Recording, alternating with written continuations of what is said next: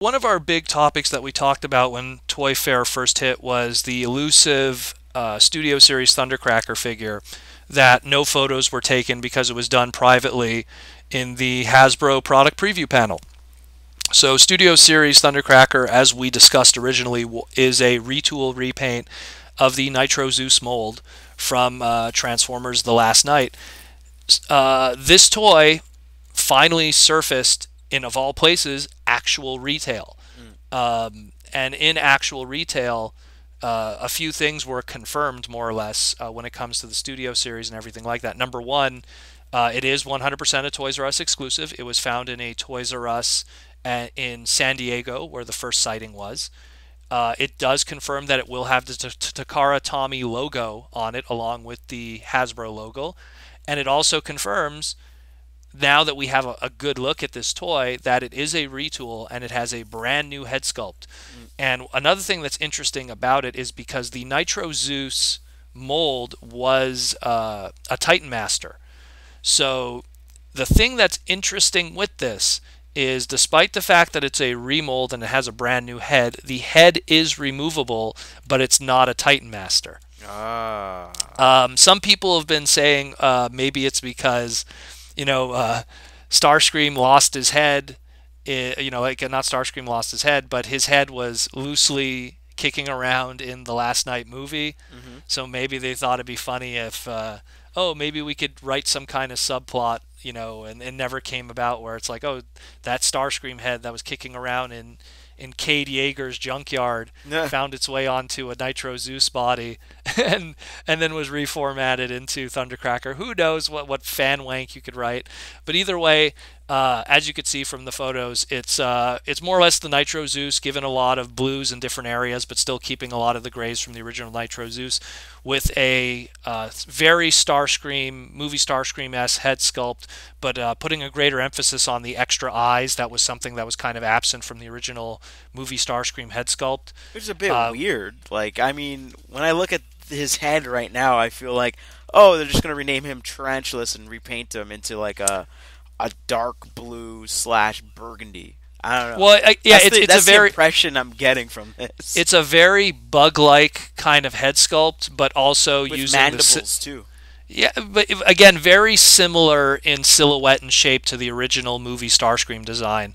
So it's interesting. And again, the alt mode itself, nothing is changed, though. In this case, it still more or less maintains the same alt mode.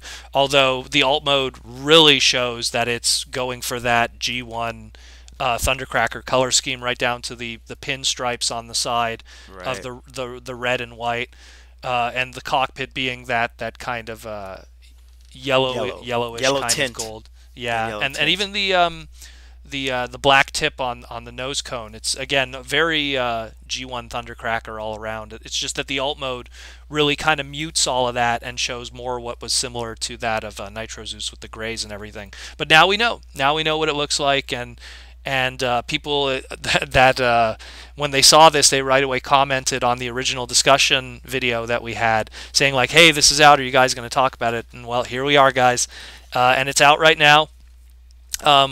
Is it supposed to be out now?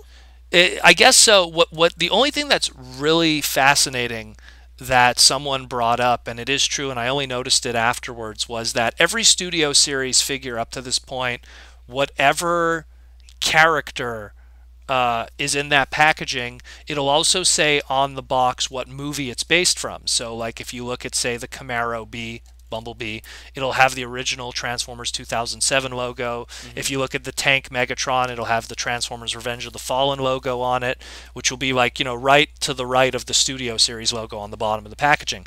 This one, because this is an oddity, they put Transformers Dark of the Moon.